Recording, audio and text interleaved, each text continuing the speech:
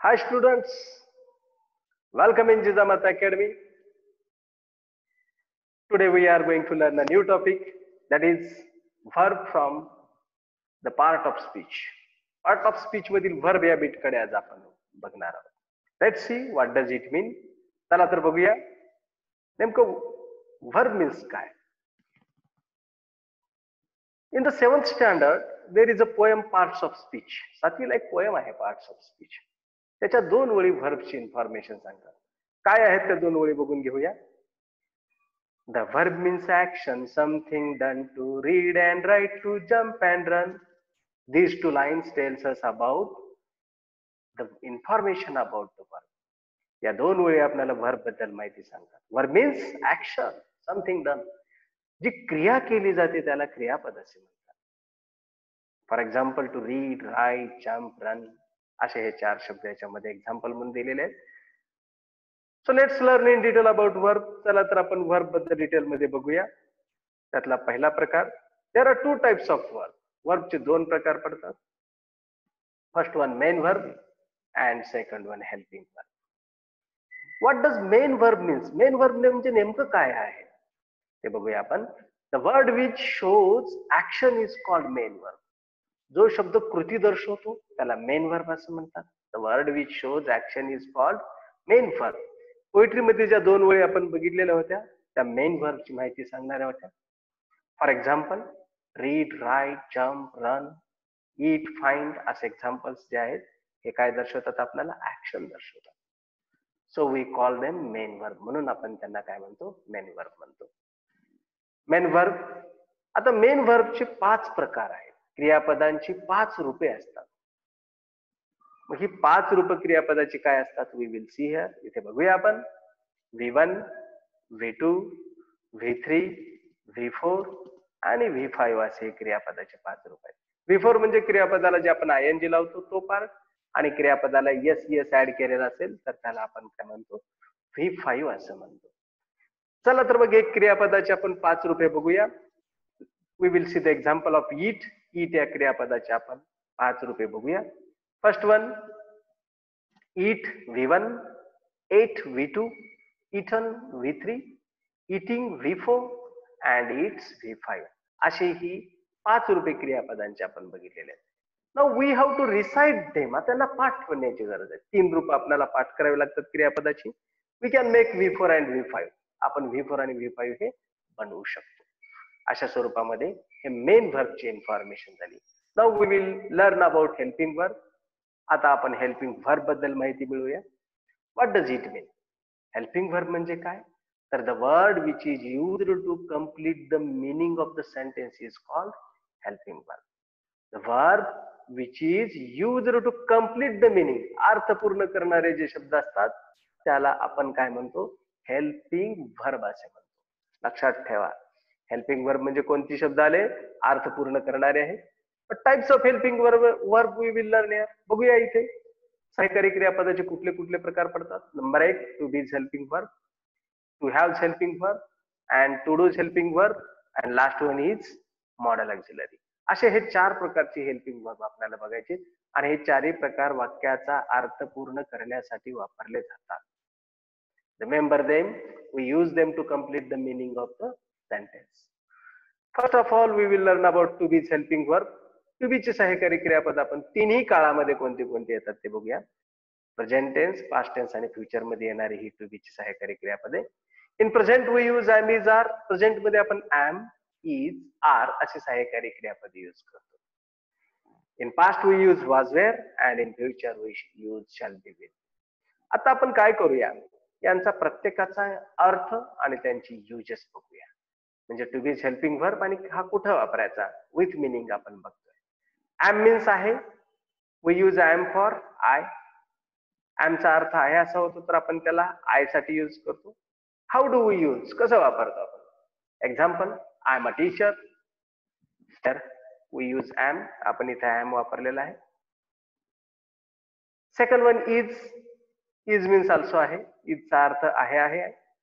आणि we use for singular third person. एक वचनी तृतीय पुरुषी कर्त्यासाठी आपण काय वापरतो? इज वापरतो. आता सिंग्युलर थर्ड म्हणजे कोण? ही, she, it and any noun आणि कुठलाही एकवचनी नाउन असेल तर त्याला आपण इज वापरतो. मग तुमचं इव्हन स्वतःचं नाव जरी असेल तर त्याला आपण इज वापरतो. फॉर एक्झाम्पल आपण यूज कसं करतो? ही इज व्हेरी काइंड या वाक्यामध्ये हीच्या समोर आपण इज वापरला. असे हे एक्झाम्पल्स येतात. Now the third example, are हे सहाय्यकारी क्रियापद प्रेझेंट मधलं. आर मीन्स आहेत, आहोत, आहात अशा अर्थाने आपण आर चा यूज करतो. We use are for plural आणि अनेक वचनांसाठी आपण यूज करतो. Which plurals? We, you, they, boys, girls, people अशा स्वरूपातील एक्झाम्पल असतील तर आपण आर यूज करतो. आता आर चे युजेस बघूया आपण. वी आर हॅपी या वाक्यामध्ये वी च्या समोर आपण आर वापरलेला आहे. अशा स्वरूपात एक्झाम्पल बघतो.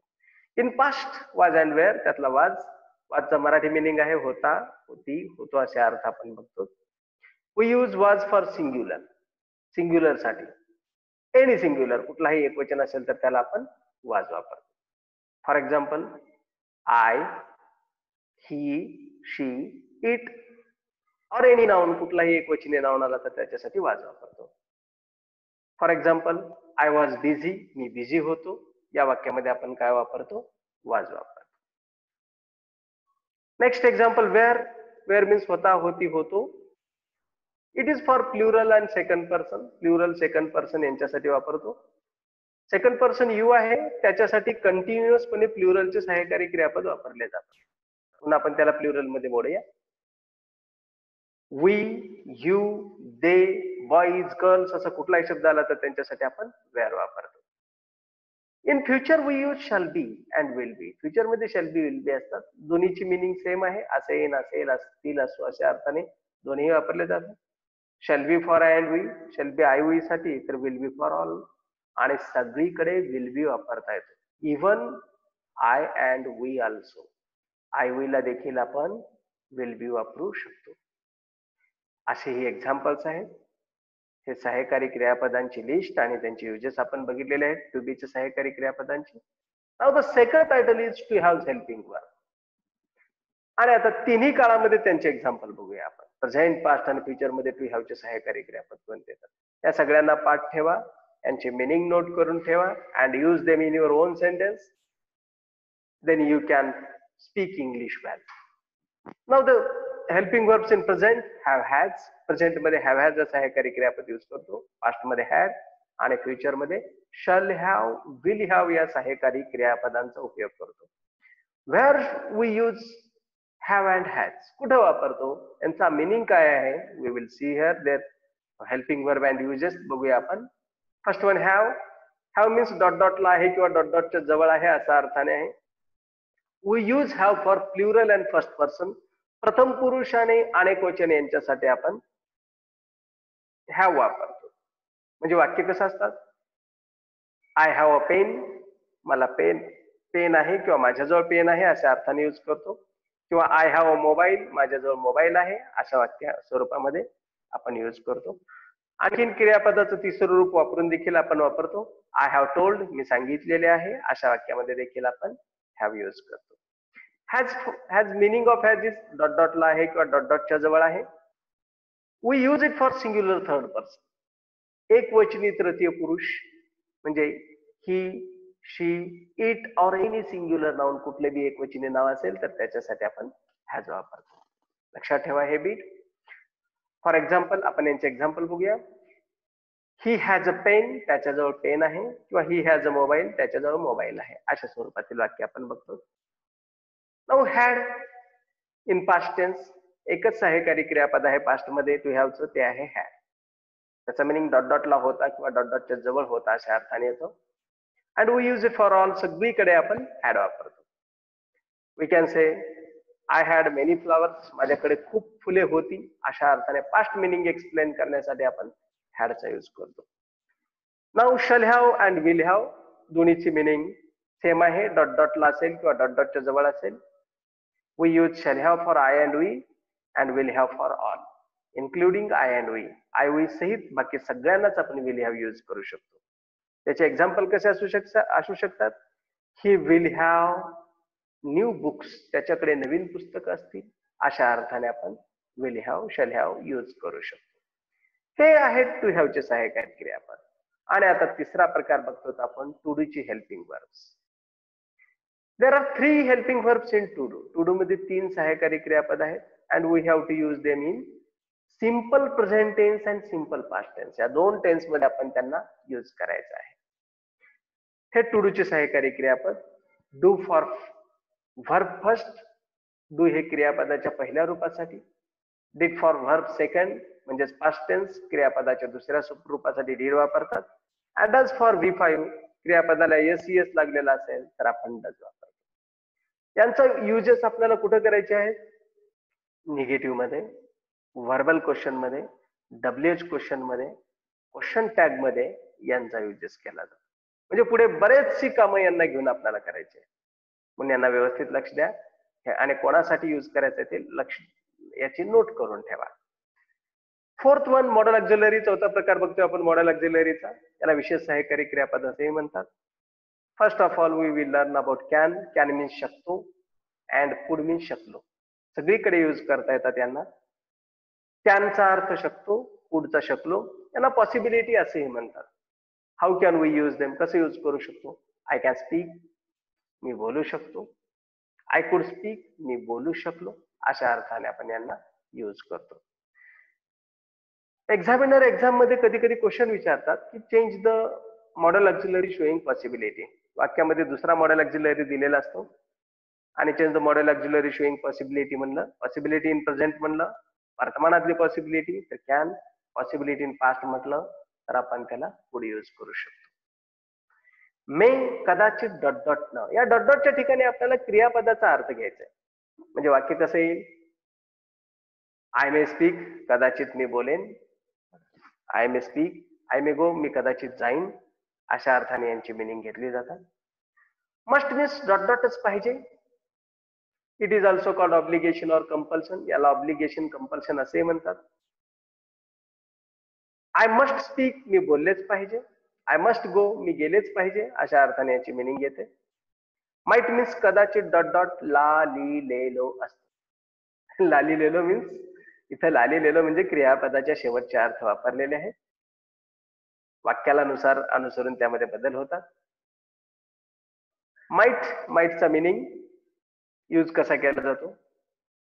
आय माइट स्पीक, मी कदाचित बोलला असतो किंवा बोललो असतो.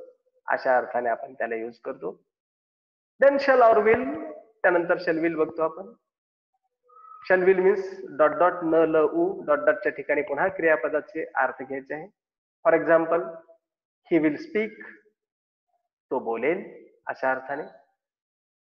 And then should, should means dot dot वे, बोलावे, यावे, बोलायला पाहिजे अशा अर्थाने शुड वापरतो. आय शुड स्पीक, मी बोलावे किंवा मी बोलायला पाहिजे अशा अर्थाने आपण त्याची मिनिंग घेतो. Then would, modal auxiliary. Would means तर असे.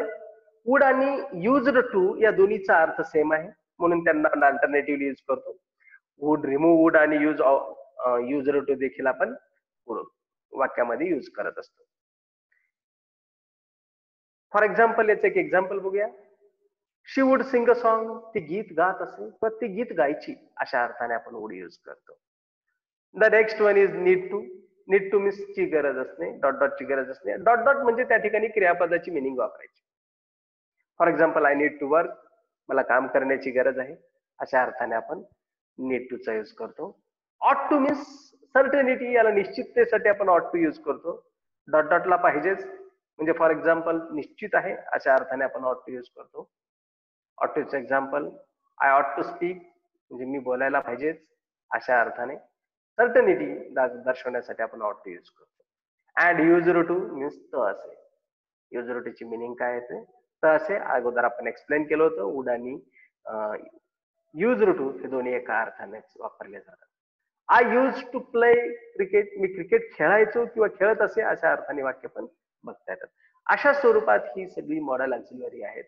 आणि इथे आपण हेल्पिंग व्हर्ब हा पार्ट बघितलेला आहे.